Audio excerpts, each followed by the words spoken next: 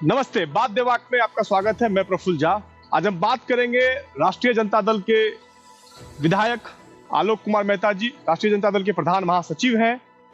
और आज बिहार विधानसभा का चुनाव जो इसी वर्ष होना है और इस पे लेके सारी पार्टियां जीरो ग्राउंड पे जाके मेहनत कर रही।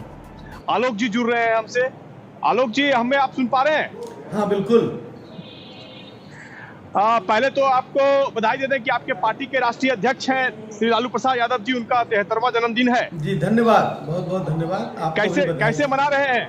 कैसे मना रहे हैं आप लोग इसको? गरीबों के सम्मान के रूप में मना रहे हैं आप लोग? बिल्कुल, गरीब सम्मान दिवस के रूप में इसको हम मना रहे हैं। और पूरे देश में ही नहीं, देश के बाहर भी जो लोग लालू प्रसाद जी और उनके विचार, उनके कार्यों से प्रभावित हैं, सब लोग इसको अपने अपने अंदाज में मना रहे हैं। लेकिन पार्टी के तरफ से यह है कि अब एक दिशा निर्देश है कि इस वर्ष हम लोग केक काटकर उनका जन्मदिन नहीं मनाएंगे। इस वर्ष हम गरीबों के बीच जाकर उनके साथ बैठकर और उनको जो जो भूखे लोग हैं उनको भोजन कराकर और उसी अंदाज में हम उनका जन्मदिन मनाएंगे। पूरे बिहार में, खास तौर से बिहार के बाहर भी हो रहा है, पूरे बिहार में राष्ट्रीय जनता दल के कार्यकर्ता, संगठन के साथी अलग अलग जगहों पर, माननीय विधायकगण अलग अलग जगहों पर गरीबों के बीच जाकर और उनको भोजन करा रहे हैं। और लेकिन आलोक जी, सत्तारूढ़ जदयू तो आज प्रेस कॉन्फ्रेंस करके लालू जी के जन्मदिन पे आरोप लगा रहे हैं कि 73 जन्मदिन 73 प्रॉपर्टी। नीरज कुमार अभी जो मंत्री हैं बिहार सरकार में, उन्होंने प्रेस कॉन्फ्रेंस करके सीधे तौर पे पार्टी पे आरोप लगाया है। ये लोग जनता दल यूनाइटेड के की ओर से जो भी आरोप लगा है, यह उनके व्यक्तिगत आरोप और मैंने बिल्कुल पूर्वाग्रह से प्रेरित होकर इस तरह के आरोप लगाए जा रहे हैं। और एक झूठ को 100 बार बोलकर सच में बदलने की जो तकनीक अपनाई जाती रही है, उसी का एक हिस्सा है यह। और मैं इसको सिरे से खारिज करता हूँ। जो कुछ भी कोई आरोप लगा सकता है किसी हद तक, उसका सारा काम जैसे कोर्ट में चल रहा है। कोर्ट से बाहर जब कोर्ट में सारी सुनवाई चल रही है, मुकदमे चल रहे हैं, और वो भी राजनीति से प्रेरित होकर, वो भी राजनीति से प्रेरित होकर, तो ऐसी अवस्था में सड़क पर भी राजनीति करने की कोशिश जो कर रहे हैं, जिन लोगों ने आरोप लगाया है, उनके पास अभी के समय कोई चुनावी एजेंडा नहीं है। वो नकारात्मक राजनीति कर रहे हैं। उन्होंने इतने लॉकडाउन के समय पूरे देश में बिहार के बड़े पैमाने पर फंसे हुए मजदूरों के लिए क्या किया, कितने कष्ट में लोग रहे, जहाँ हैं वहीं रहिए। खाना कैसे खाएंगे, फैक्ट्री के लोगों ने निकाल दिया, मकान मालिक ने सामान बाहर फेंक दिया, और कोई व्यवस्था सरकार की ओर से नहीं, चाहे वो केंद्र सरकार हो या राज्य सरकार हो। तो ये अभी जो पूरे देश के मजदूर हैं, खास तौर से बिहार के जो मजदूर हैं जो पूरे देश में रहते हैं, तो उन तमाम मजदूरों की जो बद स्थिति है और उनके परिवार के लोग जिस परेशानी में रहे हैं, पैदल तक 1000 से ज़्यादा किलोमीटर चलकर बिहार आना पड़ा उनको, बाल बच्चों के साथ। और ये हृदय विदारक दृश्य सरकार सिर्फ देखती रही और कोई माकूल व्यवस्था नहीं की गई। क्वारंटाइन सेंटर पर भी जो स्थिति बनाई गई। नहीं आलोक जी, सवाल तो यहाँ ये बनता है ना कि ये बीमारी तो अचानक आई हुई थी, कोई पहले तैयारी नहीं थी इसकी, अचानक आई हुई बीमारी है। सरकार ने जो भी काम किया जनता के हित के लिए किया, लॉकडाउन किया, क्वारंटाइन सेंटर बनाया, अचानक लड़ना पड़ा सरकार को। तो आप लोगों के द्वारा भी इस चीजों में अप्रिशिएट करना चाहिए। नहीं, ये इसमें हम प्रचार ज्यादा करने में विश्वास नहीं रखते, लेकिन हम लोग के तरफ से हर तरह के सहयोग की का ऑफर दिया गया।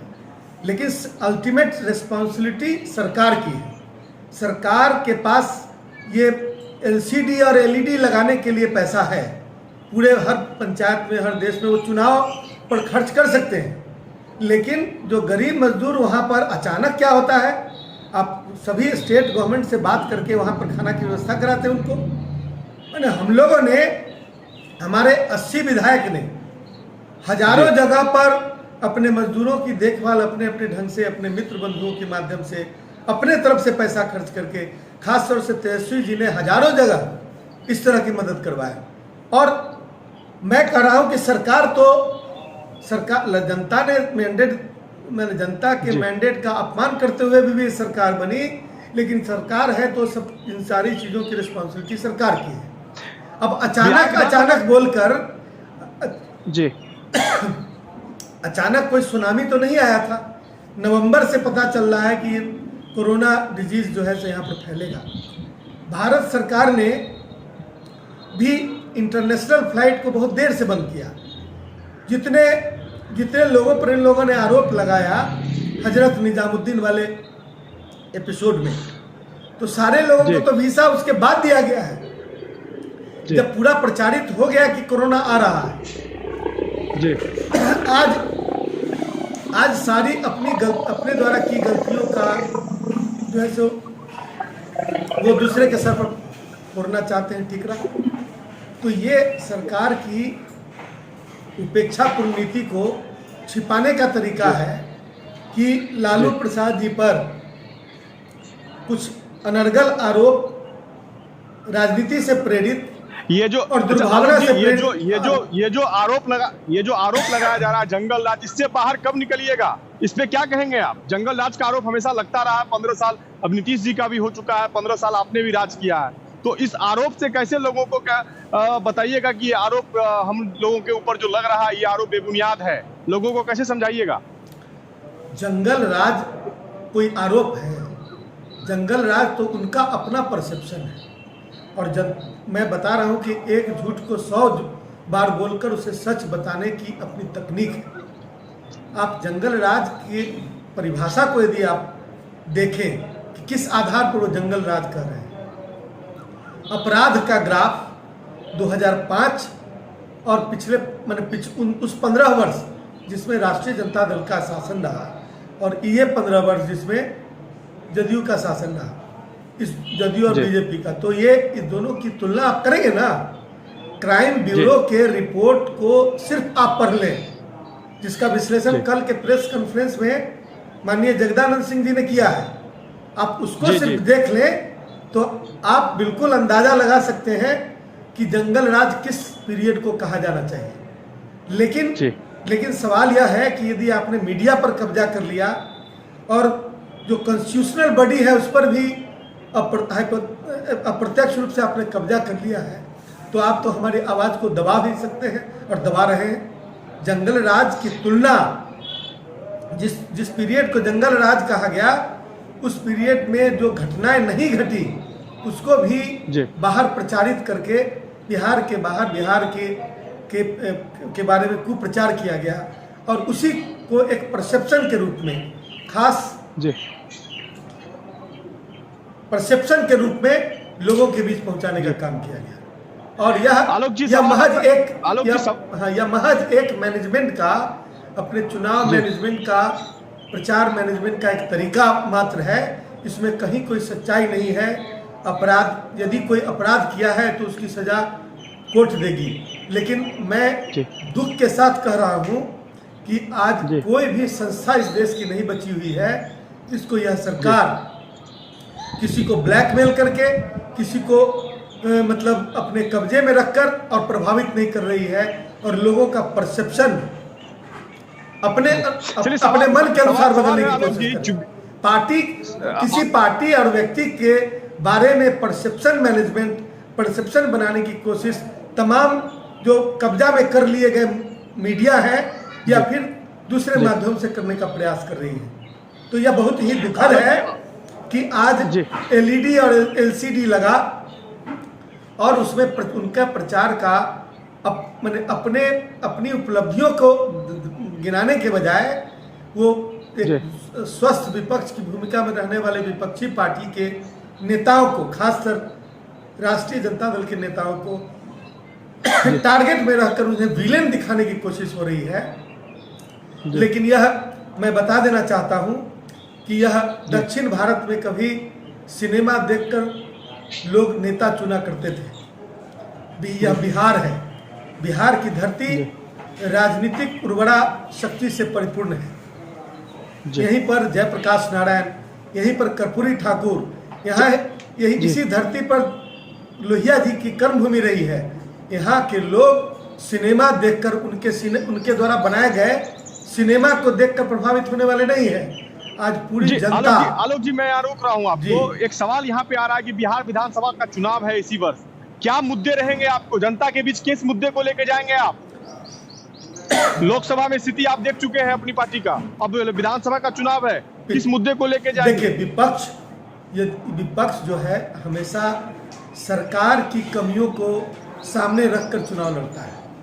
क्योंकि 15 वर्षों से एनडीए की सरकार है, बीच में 1-2 वर्ष छोड़ दीजिए तो 15 वर्षों से जो एनडीए की कमियां हैं ये विपक्ष का मुद्दा होता है। कोई हम सरकार में बैठे नहीं हैं, सरकार पक्ष से बयान आया कि हमने तो ये किया, मतलब अमित शाह जी बता रहे थे हमने तो ये किया, तेजस्वी जी ने क्या किया? अरे तेजस्वी जी अभी सत्ता के शीर्ष पर नहीं बैठे हुए हैं, इसलिए जिम्मेवारी तेजस्वी जी की नहीं बनती है, जिम्मेवारी आपकी बनती है और तेजस्वी जी का उसमें जनता के हक में सहयोग करने की जिम्मेवारी बनती है। हमारा मुद्दा तो रोजगार के हमारा मुद्दा सड़कों पे भी आ सकते थे आप ना। हमारा नहीं, आप पहले एक बात बताइए कि हम सड़क पर जाने की कोशिश किए तो फिर लॉकडाउन का बहाना लेकर हम पर केस किया गया। हमने उनको, और वो भी किस स्थिति में, जब 3 लोगों की हत्या हो गई, एक व्यक्ति हॉस्पिटल में पड़ा था, सरकार अपराधी को पकड़ने में अक्षम थी, नहीं मतलब इंटरेस्ट नहीं दिखा रही थी, ऐसी स्थिति को लेकर हम सड़क पर उतरे थे। लेकिन सरकार ने इसको दबाने की कोशिश की और लॉकडाउन के नाम पर इधर के जितने भी कमियां हैं उनको दबाने की कोशिश हो रही है। तो यह बहाना है, लेकिन जनता इन सारी चीजों को देख रही है। समस्तीपुर से आप प्रतिनिधित्व करते हैं उजियारपुर विधानसभा से। जी आलोक जी, जी समस्तीपुर के उजियारपुर से आप प्रतिनिधित्व करते हैं। 10 लोक विधानसभा की सीटें हैं आपके जिले में, जिसमें से 3 आरजेडी के पास, 1 कांग्रेस के पास में है, 6 तब भी जेडीयू के पास में है। तो कैसे इस चीजों को आप वहां की जनता के बीच रखिएगा, क्योंकि आप आरजेडी के प्रधान महासचिव भी हैं और पार्टी के विधायक भी हैं। देखिए, सच बात यह है कि समस्तीपुर जिला आरजेडी ओरिएंटेड जिला था। वहाँ के लोग जननायक कर्पूरी ठाकुर के विचारधारा में विश्वास करने वाले लोग हैं, जिसकी सही विरासत राष्ट्रीय जनता दल को प्राप्त है। तो यह लालू प्रसाद जी की उदारता थी कि उन्होंने 6 सीट जनता दल यूनाइटेड को दे दिया वहाँ, वरना वहाँ 10 की 10 सीट पर राष्ट्रीय जनता दल जीत सकता था अकेले बूते, यदि राष्ट्रीय जनता दल का उम्मीदवार अलग भी लड़ता था। तो मैं कह रहा हूँ कि यह उदारता थी, उदारता लालू प्रसाद जी ने महागठबंधन बनाने से लेकर सरकार चलाने तक में दिखलाई। लेकिन पता नहीं क्या हुआ कि ये गठबंधन टूटा। आज जिस किसी सीट पर जनता दल यूनाइटेड के सदस्य वहां जीते हुए हैं, मैं दावे के साथ कह सकता हूं कि यदि राष्ट्रीय जनता दल का उम्मीदवार इस बार खड़ा हुआ तो हर जगह उसकी जीत होगी।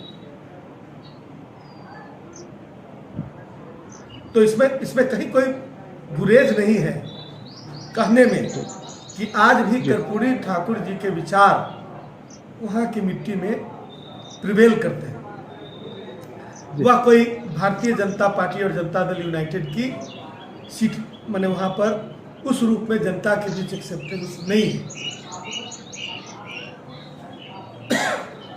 इस चुनाव में राष्ट्रीय जनता दल, अभी चुनाव प्रक्रिया आगे शुरू होगी, लेकिन राष्ट्रीय डिजिटल चुनाव की ओर बिहार बढ़ रहा है। लॉकडाउन है, कोविड-19 का कहर चल रहा है, लोगों को घरों में रहना है, तो चुनाव का इस डिजिटल जो कहा जा रहा है कि डिजिटल वर्चुअल रैली बीजेपी भी कर रही है, आप लोग भी क्या कहते हैं, आपकी पार्टी के नेता भी जूम के माध्यम से कार्यकर्ताओं से, नेताओं से संपर्क कर रहे हैं, तो क्या लगता है तैयार है आपकी पार्टी अगर ऑनलाइन से चुनाव प्रचार हो तो? देखिए, मैं कह सकता हूं कि आज जनता बहुत कॉन्शियस हो गई और डिजिटाइजेशन का दौर तो माननीय राजीव गांधी जी ने ही शुरू कर दिया था। हम अपने कार्यकर्ता साथियों के बीच जाकर और उसके जो विधि, यदि ऐसा कुछ होता है डिजिटल चुनाव का, तो हम प्रचार प्रसार करेंगे। लेकिन जनता को एक बात का शक जरूर है कि जिस तरह से ये वर्चुअल रैली की गई थी अमित शाह जी के द्वारा, तो कहीं वर्चुअल चुनाव हो गया तो उसमें सरकार के द्वारा मैनिपुलेशन की जो प्रवृत्ति दिख रही है उसकी संभावना बहुत ज़्यादा है। तो जनता ऐसी आशंकाओं से मतलब आशंकाएं हो रही हैं, इसलिए हम सरकार को सचेत करना चाहते हैं कि इस तरह के कोई प्रयास को जनता बर्दाश्त नहीं करेगी। यह डेमोक्रेसी है। यहाँ इलेक्शन मैनेजमेंट और वोटिंग मैनेजमेंट के नाम पर जिन गड़बड़ियों की शिकायतें आती रही हैं या जिन गड़बड़ियों की आशंकाएं जताई जाती रही है, मैं पार्टी की ओर से और आवाम की भावना को देखकर मैं कहना चाहता हूं कि सरकार कोई भी इस तरह का दुष्प्रयास यदि करती है तो जनता सड़क पर होगी और इस देश का नक्शा बदलने के लिए सड़क पर उतर जाएगी। चलिए, बहुत बहुत धन्यवाद आलोक जी हमारे साथ जुड़ने के लिए। धन्यवाद। ये थे राजद के प्रधान महासचिव आलोक कुमार मेहता जी, विधायक है पार्टी से और पार्टी की बागडोर संभाल रहे हैं। विधानसभा चुनाव नजदीक है इसी वर्ष है, पार्टी पूरी तरह विधानसभा चुनाव में जाने के लिए तैयार है। आरोप प्रत्यारोप का दौर भी चालू हो चुका है।